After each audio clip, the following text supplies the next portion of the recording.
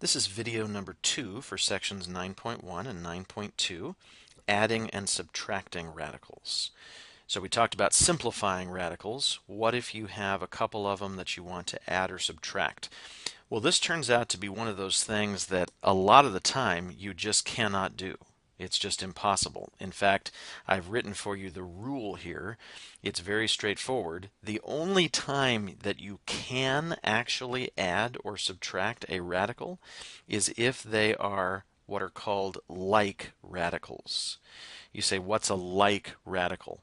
Well, like radicals have the same index and the same radicand. In other words, you can only add a square root to another square root. But it's even more specific than that. If the radicand has to be the same too, it means you can only add a square root of 3 to another square root of 3. It's that specific.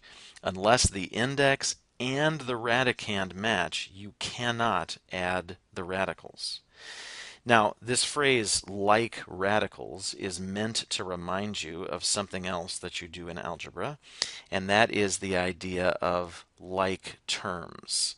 Let me just go off on the side and quickly refresh your memory about like terms, because the process for dealing with like radicals is essentially the same process as for dealing with like terms.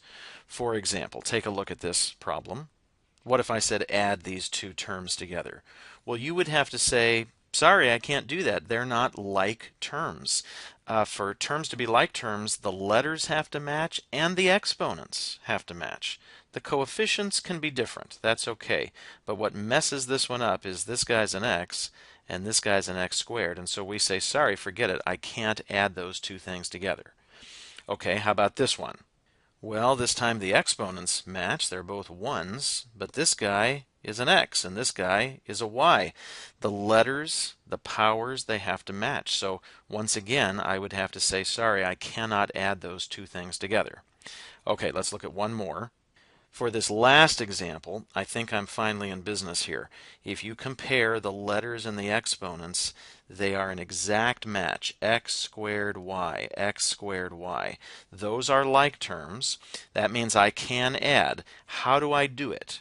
Well, what you learn is that all you actually end up adding are the coefficients, right? The variables and the powers are essentially what you're adding, and the coefficients tell you how many.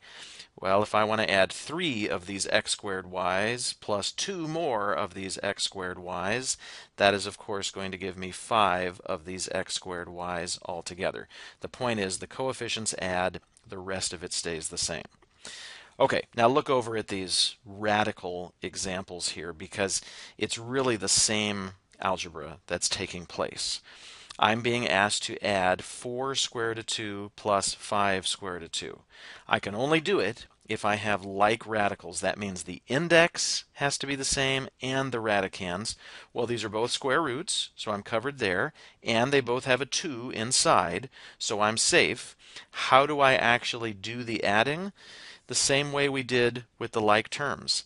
All you really add are the coefficients. The radical part is what you are adding. So I have 4 root 2's plus 5 more root 2's gives me a total of 9 root 2. And that is it.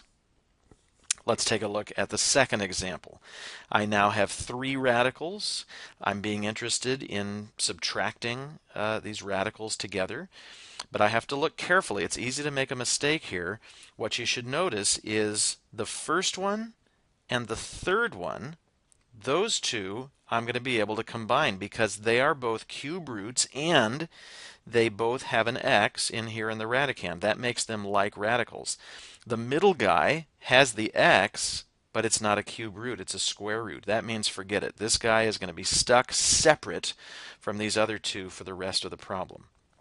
For the two that I can subtract, I'm just looking at the coefficients. This guy has a coefficient of 3. What about this guy? Well, if there's nothing there, then it's an understood 1. So I essentially have a -1 coefficient. When I combine those two things together, 3 cube root x's minus 1 cube root x. 3 minus 1 is 2 of those cube root x's. Don't forget the index.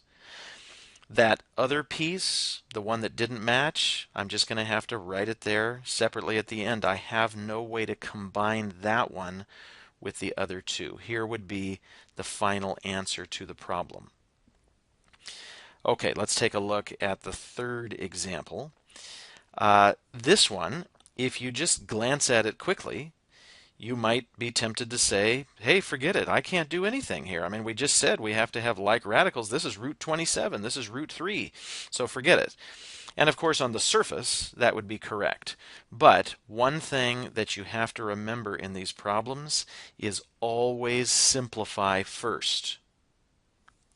In other words, you can't really decide if these are like radicals until you're looking at simplified versions of them. So you have to do all that good, bad radical stuff we learned about first, and then make your decision. Okay, for square root of 27, I'm trying to split that up into the good radical and the bad radical. 27 is not on the list. You can refer to that perfect square list.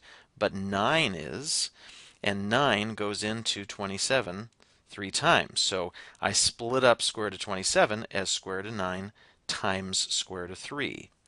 The other one, I don't think I can do anything with this one. 3 is not on the list. The smallest number on the list is 4, so I don't have any factors of 3 in order to break that one up.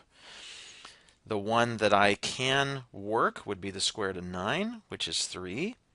The bad guy stays behind. I couldn't do anything with this other piece. Only after you simplify everybody can you decide whether or not you have like radicals, and I'm sure you've already spotted it here.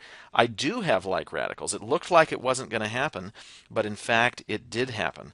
These are like radicals. They're both square root of 3's, which means you can add these up by adding the coefficients, leave the rest of it the same.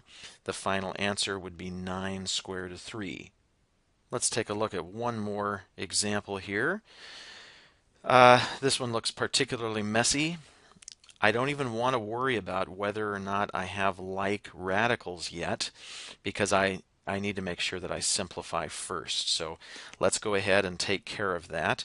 These are both cube roots, so I'm going to need my brain to be thinking in terms of the perfect cube list. You can always go back up and refer to it. This first radical, if I try to break it up into the good radical and the bad radical, let's see, x to the 5th is not on the perfect cube list, but x cubed is on the perfect cube list. That's the most that I can take. I had 5 in all, so that would leave me with 2 left over in the bad one. And then in the second radical, let's see, I have some stuff out front here, the 2 and the x. And then can I split this up good and bad? I don't think I have enough. It takes at least 3 for the good one, so I can't do anything with this. It's stuck. Well, let's see. The first radical here was a good one, so I know the cube root of x cubed has a nice answer. It would just be x. The bad stuff I know does not have a nice answer, so I leave it alone. There wasn't anything I could do with this other piece. And so now, to finish this off, I need to decide if I have like radicals. And actually, it's a little more complicated because not only do I have radicals, I have some x's not in the radicals. So these guys need to be like radicals and like terms. And I think I have all of that because on the outside, I have x in each one, and on the inside, cube root x squared, cube root x squared.